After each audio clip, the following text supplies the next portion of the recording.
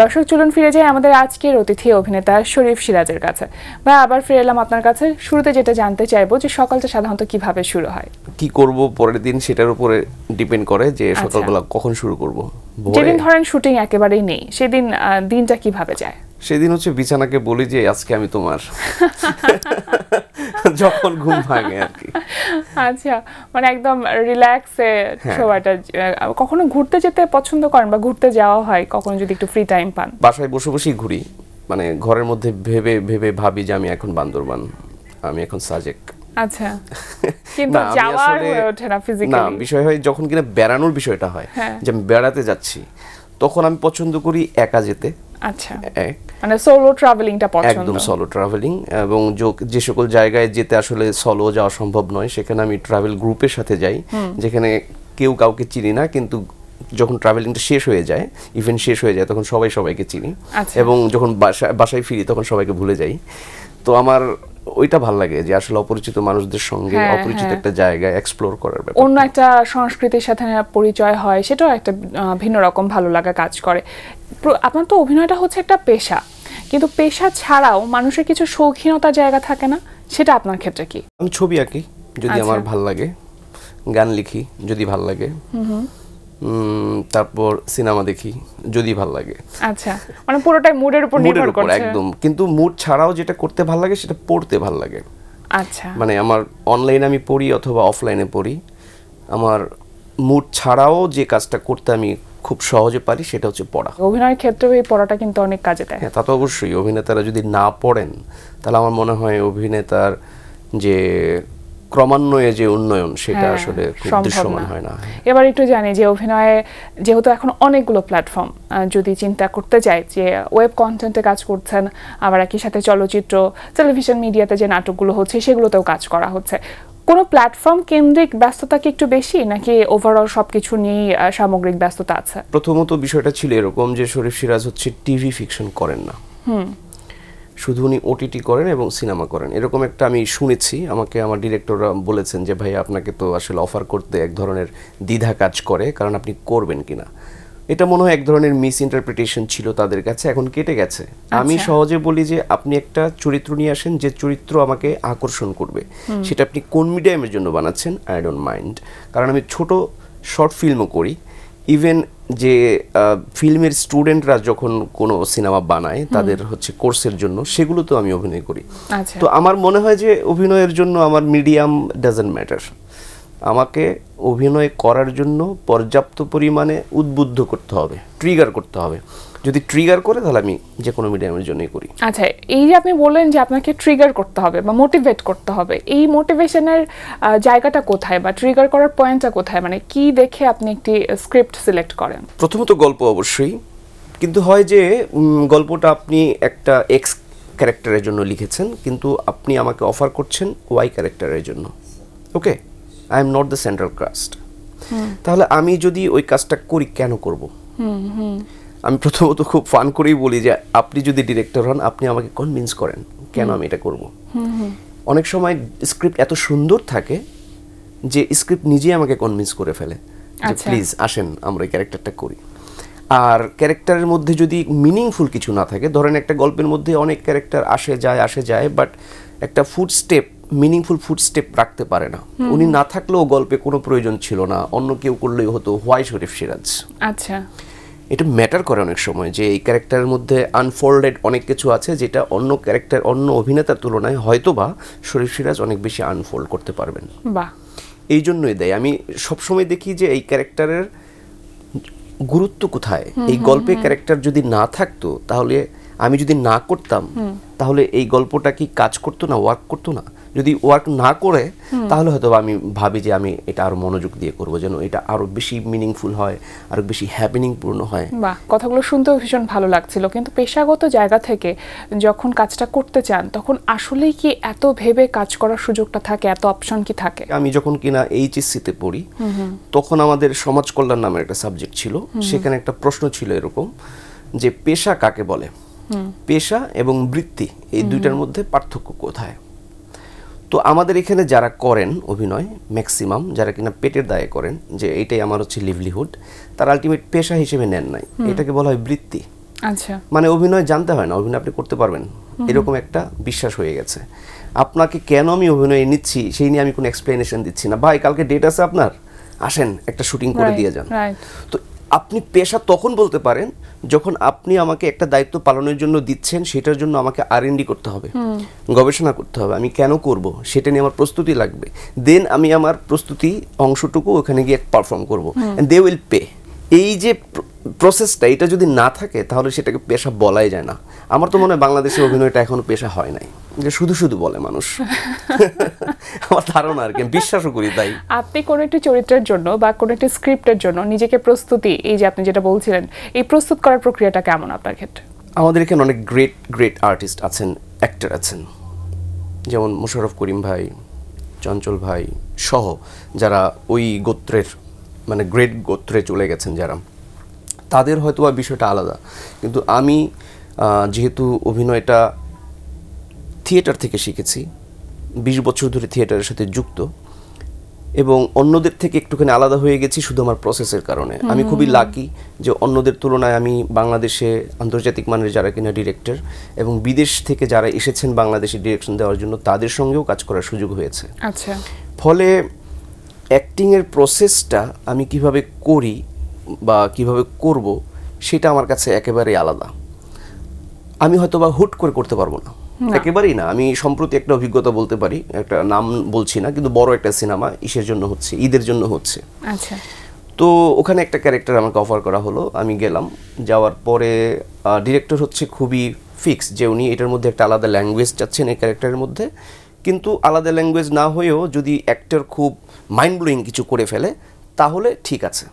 তো আমি হচ্ছে গেলাম, গিয়ে দেখলাম আসলে মাইন্ড ব্লোয়িং আমি কিছুই করতে পারছি না, আমি শুধু ডায়লগগুলো আওড়াচ্ছি, এবং director was very fed up যে আমি তো ভাবছি তুই ভালো কিছু করবি। তো ওই ক্যারেক্টার আমি করার সময় আমি ডিরেক্টরকে বললাম যে যতক্ষণ পর্যন্ত আমি আমার কস্টিউমে আমি নিজেকে না দেখতে পাবো ততক্ষণ পর্যন্ত আমি নিজেই বিলিভ করবো না, নিজেই বিলিভ করবো না যে এটা আমি। তো এই বিষয়গুলো কিন্তু ঘটে।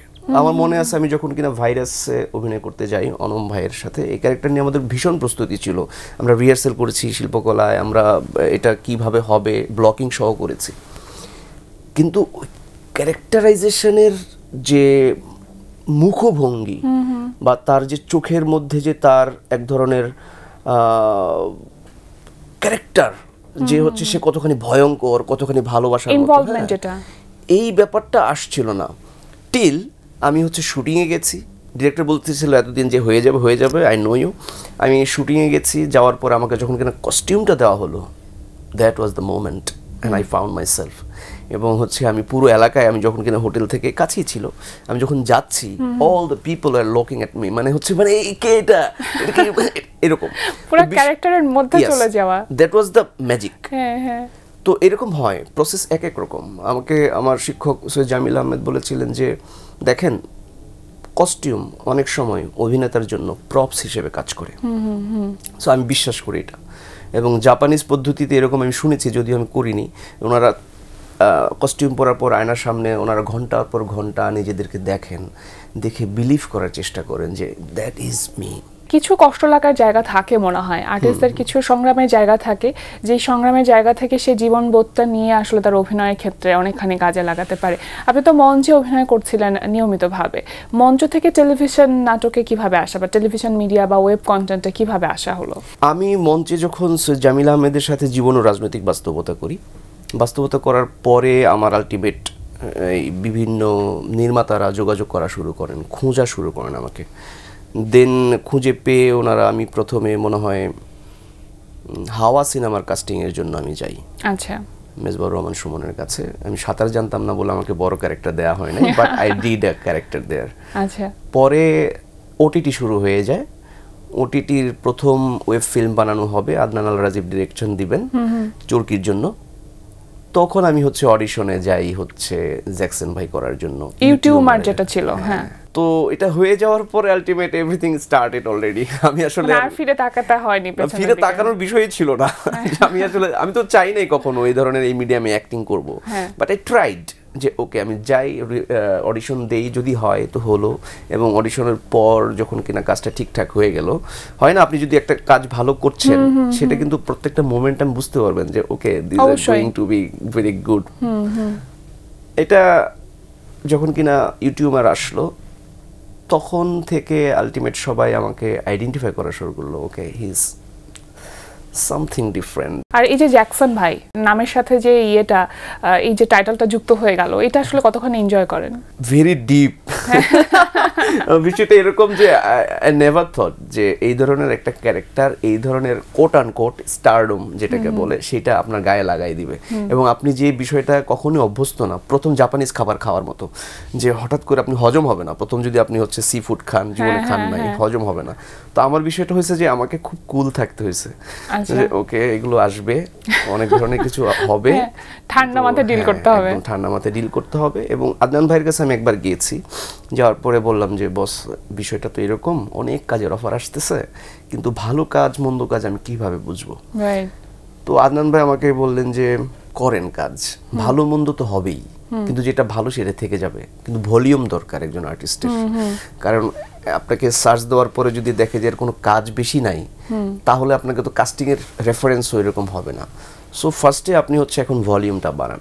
তো আমার মনে হয় আমি এখন ভলিউমটা ঠিকঠাক বাড়াইছি, এখন আমি বেছে বেছেই কাজ করতে পারবেন। আচ্ছা, আর চলচ্চিত্রের কথা বলছিলেন যে চলচ্চিত্র একদম রিসেন্ট কাজ করা হয়েছে, যেটা এখনো পর্যন্ত রিলিজ হয়নি, মাত্র কাজ করা শেষ করেছেন, সেটা সম্পর্কে জানি। পিনিক চলচ্চিত্রটির নাম। পিনিক হচ্ছে জাহিদ জুয়েল নামের একজন ডিরেক্টর, ওনার প্রথম ছবি। এর আগে উনি সম্ভবত বিবিসির বিভিন্ন ডকুমেন্টারি নির্মাণের সঙ্গে যুক্ত ছিলেন, উনি এডিটর ছিলেন। পিনিক হচ্ছে আদর আজাদ হিরো এবং হচ্ছে বুবলি নায়িকা। আচ্ছা, এই দুজনকে আমি হচ্ছে মানে সিনেমার যেটা হয় আইডেন্টিফিকেশন, এক আউট অফ দ্য বক্স একটা গল্প, যেটা হয় যে হয় খুব মারামারি, হয় খুব প্রেম, কিন্তু এটার মধ্যে এক ধরনের জিজ্ঞাসা আছে। আমি যে ক্যারেক্টারটা ওখানে প্লে করতেছি সেটা অনেকদিন পরে মনে হয়েছে এক্স ফাইলস আমরা দেখতাম ছোটবেলায়, গোয়েন্দার কোনো কাজ নাই, হ্যাঁ, শুধু হচ্ছে খোঁজে খোঁজে খোঁজে খোঁজে কি করবে, শেষ পর্যন্ত যখন কিনা ফাইনালি মোমেন্টামটা চলে আসে তখন সে কিছুই করতে পারে না। এই ধরনের ক্যারেক্টার একটা লাইন আপ ছিল। আচ্ছা, এবং আমার মনে হয়েছে যে নায়ক নায়িকার বাইরে একটা ক্যারেক্টারকে খুব গুরুত্ব দিয়ে লেখা হয়েছে এই স্ক্রিপ্টের মধ্যে। Then I decided to play it. পরিস্থিতি ঠিক থাকলে আমরা হয়তো এই পিনিক চলচ্চিত্রটি পেতে পারি আপনার অভিনীত। এবার একটু জানতে চাইবো যে একদম ছোট করে, যে মোটা দাগে প্রত্যেকটা মানুষের স্বপ্ন থাকে, কিছু ইচ্ছে থাকে, সেটা আপনার ক্ষেত্রে কেমন? আপনি নিজেকে আসলে যখন কল্পনা করেন ভবিষ্যতের দিনগুলোতে কোথায় দেখতে পান? এলাকার মানুষ, আসলে আমার বাড়ি পাড়াগ্রাম, আমার এলাকার মহিলা মানুষের জন্য আমি যদি কিছু করতে পারি, আমি চাই যে আমার এলাকা, আমি যেহেতু উইমেনাইজ মানে খুব উইমেন সেন্ট্রিক জীবনযাপন হয়েছে আমার, আমি একটা ছেলে, আমার কাজিন বোনেরা, হ্যাঁ, মহিলাদের মাঝখানেই বড় হয়েছে। আমি প্রথম দিন স্কুলে গেছি, আমার এক আপুর, আমার বড় আপুর বান্ধবীর কোলে চড়ে চড়ে, আমার মনে আছে সুস্পষ্ট। ফলে আমার কানেক্টিভিটি, আমার আশেপাশের যারা আছেন, যারা সম্মানিত সোসাইটির অথবা অসম্মানিত কোট আনকোট যেগুলো আমরা বলি, এই মহিলাদের যদি আমি কিছু করতে পারি, মহিলাদের জন্য তাদের অর্থনৈতিক এবং হচ্ছে তাদের, আমি এটা দেখছি, আমার দাদি ছিল পাড়ার এক দাদি, উনি জীবনে ওই সিলেটের বাইরে কোথাও যান নাই। এরকম আপনি গ্রামে অনেক মহিলা দেখবেন, তারা হচ্ছে জীবনে, তাদের জীবনে ট্যুর বলতে বাপের বাড়ি, খালার বাড়ি, নানার বাড়ি, মামার বাড়ি, এর বাইরে নাই। আমি চাই মহিলাদের এমন একটা জায়গায় নিয়ে আসতে যারা অর্থনৈতিকভাবে একটুখানি স্টেবল হবেন, যে কোনো বয়সের মহিলা, এবং উনি আমাদের উদ্যোগে যে কোনো জায়গায় ঘুরতে যেতে পারবেন। ধরেন কক্সবাজার দেখে নাই, এরকম মানুষ আছে অনেক বাংলাদেশে। আপনার হয়তোবা 10 থেকে 15% মানুষ কক্সবাজারে গেছে, বাকি 85% যায় না। 85%-এর আবার 80% মহিলা। আচ্ছা, মানে সোশ্যাল অ্যাক্টিভিটিজের সাথে যুক্ত করবার ইচ্ছা আছে, এবং সেটা শুধু কল্যাণমূলক নয়, অর্থনৈতিক কল্যাণমূলক। আচ্ছা, মানে সেটা কাজ কি ইতিমধ্যে শুরু করেছেন না প্ল্যানিং করছেন?